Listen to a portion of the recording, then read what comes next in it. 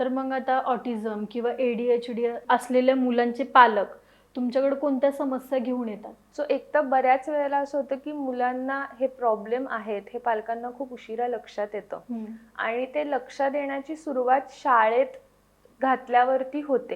कारण मग शाळेतनं तक्रारी येतात की बाबा मूल एका जागी बसतच नाहीये किंवा दुसऱ्याला त्रास देत आहे, किंचाळतोय, ओरडतोय किंवा आम्ही जे सांगतोय ते तो फॉलोच करत नाही आहे.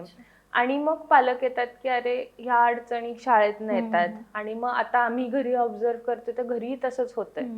किंवा बऱ्याच वेळेला पालक येऊन सांगतात की अहो आम्ही किती वेळा त्याचं नाव घेऊन बोलवतो तर तो येतच नाहीये.